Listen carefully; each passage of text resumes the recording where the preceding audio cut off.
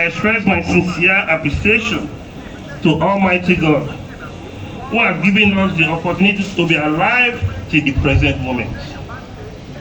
I appreciate our royal father and host, the Ooni of Ife, His Imperial Majesty, Ọba Babatunde Adéyẹyè Ẹniìtàn Ògúnwùsì Ọ̀jájá II.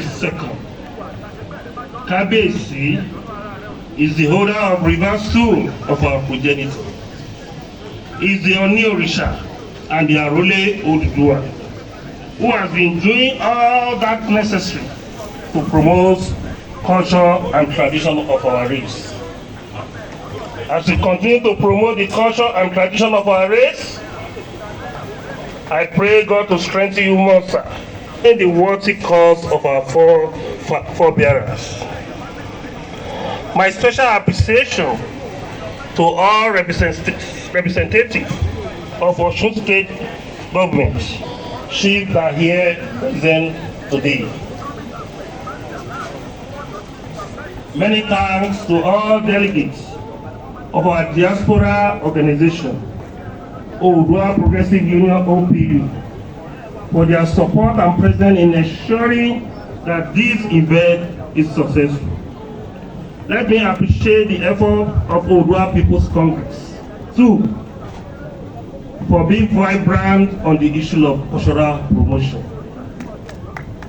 As a foremost socio-cultural organization in Nigeria, OPC is now celebrating about 27 festivals across Yoruba land through Olokun Festival Foundation.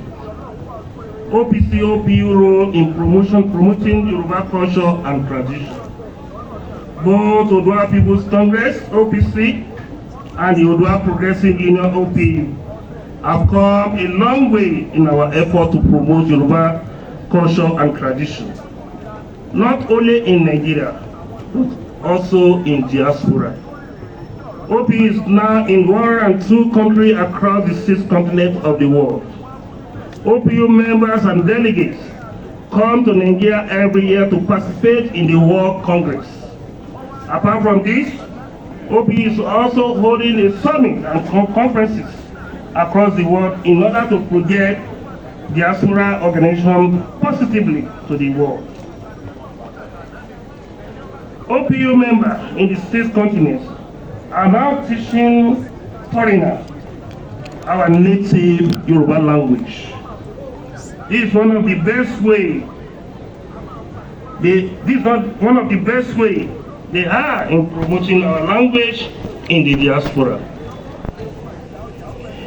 In driving the cultural promotion activities, we have also made great efforts by building 250 capacity hall with 2 modern toilets at the Oodua Group, which was opened yesterday.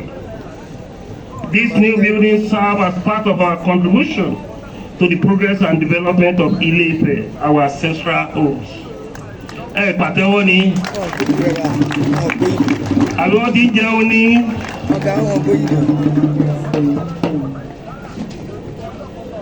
We are still going to do another big project in Ile-Ife. That will be a major reference point for the future. On this note, we appreciate Kábíyèsí, the Ife Council, for the support in making this project a reality. Kábíyèsí has been at the vanguard of promoting Yoruba culture and tradition. And it is interesting to note also that OPC has done well in sustaining our cultural identity. We have been motivated to forge ahead by Kábíyèsí passion. The position of Ooni Orisha is more spiritual.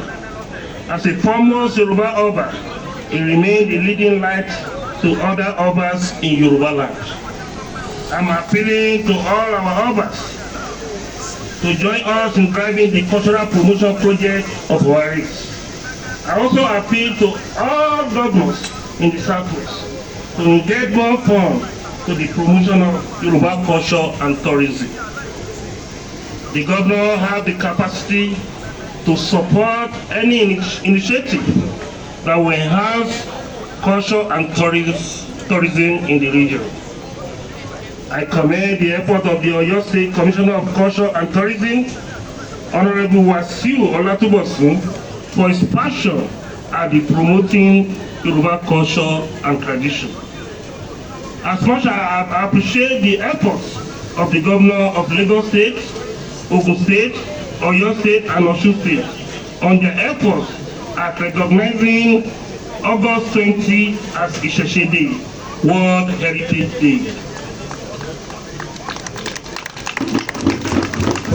I am also appealing to Ekiti State Government and Ondo State Government to start by recognizing the World Heritage Day in their respective states.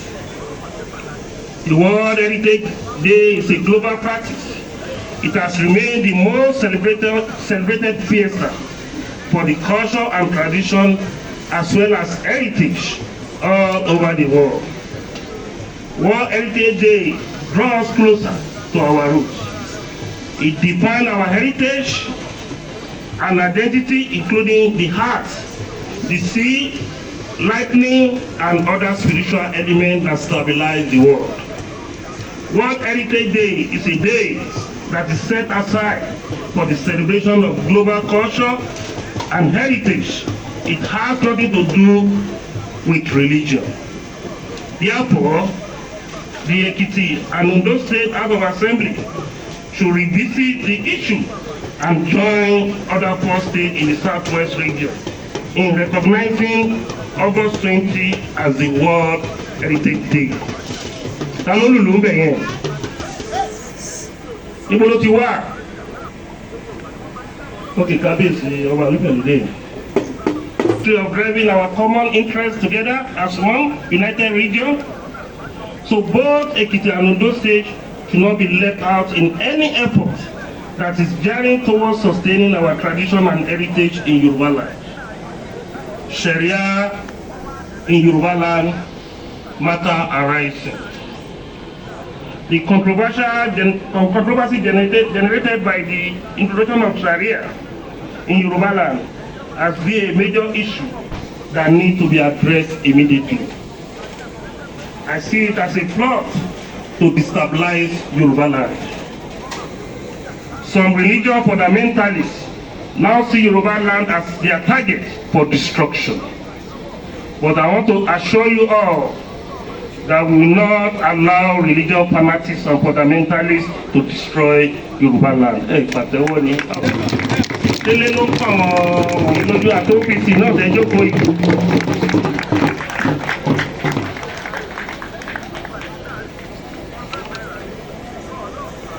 Ẹ jẹ́ sọ Yorùbá. A ní gba àwọn alákatakítí láyè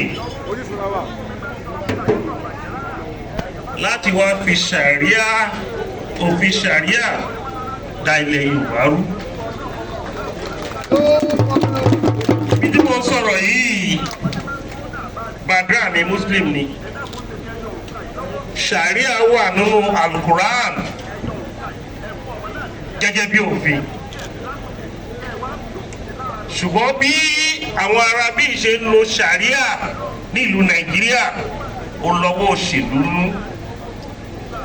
Ó dẹ̀ ní ọwọ́ ìmúnilóko ẹrú ẹ̀sìn nú. Ó dẹ̀ ní ọwọ́ jàǹbá nínú. Ṣàríà tí wọ́n lò ní Zamfara,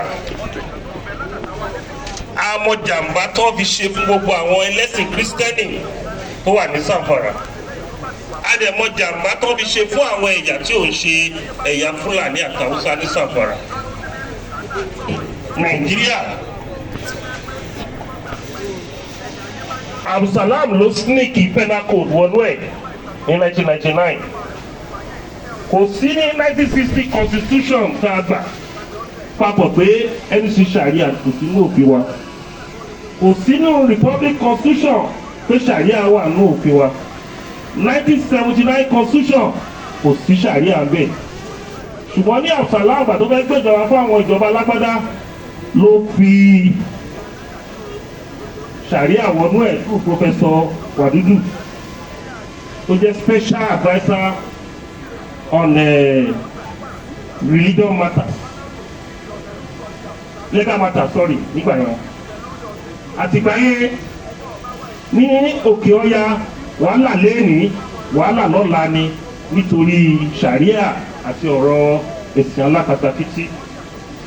Ní ilẹ̀ Yorùbá, Muslim, Christian àti ẹ̀sìn alábàláyé wọ́n fẹ́ra wọn, wọ́n tako ara wọn. Yorùbá ò gbé ẹ̀sìn alákatakítí sórí. Ìwà ni Yorùbá máa ń wò, ọmọlúwàbí la máa ń wò, àwọn ẹ̀sìn tí a tó mọ èèyàn gidi. So mo bẹ̀ àwọn ìjọba wa ti ń react sí o, mo ti rí Ogun State Governor tó ti condemn in totality. Mo ti rí Ekiti State Governor tó ti condemn in totality. Mo ti rí Ọ̀yọ́ State Governor wọ́n ti condemn náà. Èmi wá gẹ́gẹ́ bí Ààrẹ Ọ̀nà Kakanfò ilẹ̀ Yorùbá.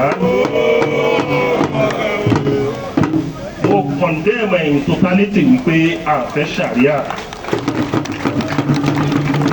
ní ilẹ̀ Yorùbá. Saudi Arabia is a good example of an Islamic kingdom that practices Sharia law according to Holy Quran. The Saudi also adhere strictly to the law, and they are happy because Sharia law is in tandem with their religion, belief, and teaching. However, Nigeria is a secular nation. Secular yẹn jẹ́ kí n túmọ̀ nǹkan tó pè ní secular. Tó bá ti ní secular ni pé ìlú tó ní multi-religion tí ò ṣe religion ẹyọ kan. So ìlú táwa wà yìí secular nation ni wá, multi-religion nation ni wá. Saudi Arabia tó ti practice religion, tó ti practice Sharia, Islamic nìkan ló practice ní Saudi Arabia. Ó easy láti work ní Saudi Arabia, ó easy láti work ní àwọn Arab nation, but ìlú tó bá ti jẹ́ secular nation ó gbúdọ̀ gbé Sharia wọbẹ̀, ó fẹ́ dá ogun sílẹ̀ ńbẹ̀ ni. However, Nigeria is a secular nation where constitution allow every citizen to practice whatever religion they believe freely without any intimidation. Unfortunately, the Sharia law as practiced in the North has become a tool for politics and intimidation. Yoruba land is never a Sharia religion. The Yoruba is also multi-religion ethnic nationalities. We have the Muslims, Christian, and the traditional religion believer among us. And we have been living together peacefully without any religion crisis. We have also been practicing our different religion as allowed by the Nigerian Constitution. Therefore, nobody will be allowed to use religion as a tool to cause religion crisis and disharmony in Yoruba land. Sharia law is alien to our culture and religion belief in Yoruba land. The penal code was injected to the 1999 constitution by General 𝗘𝗀𝗶𝗂𝗏 when he was a military head of state of Federal Republic of Nigeria. And the North saw it as an opportunity to promote their religion belief and teaching and religion agenda. This has become a major factor responsible for various religion crises in the Middle Belt and the North up to today.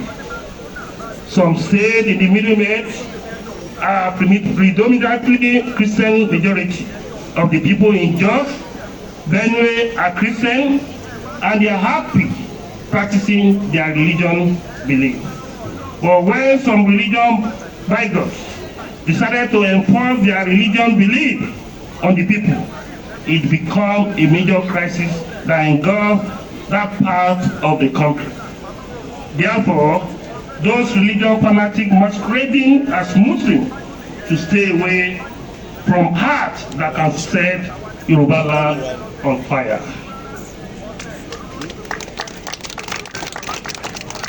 Those crisis-prone areas in the north remain vulnerable because of the selfish interests of the miners, who deliberately create the crisis so that they can penetrate they can perpetrate their illegal mining in that area. Yoruba land is very peaceful until recently when reports of 𝗘𝗀 influx in Oyo and Ilesha, Osun State, gained momentum in the southwest. So both the federal government and state government should address the security situation in the southwest region with the seriousness it requires. As an organization that is ready to protect the interests of Yoruba race, the Oodua People's Congress and other security groups like Southwest Security Stakeholder Group, SSSG, under my leadership, are ready to partner with the state government in curbing the surge in Yoruba land. Finally, peace is key to progress and development of Yoruba land. We will continue to offer our best to ensure Yoruba land is secure for us to retain our position as the most peaceful region in Nigeria. Thank you for listening. God bless you.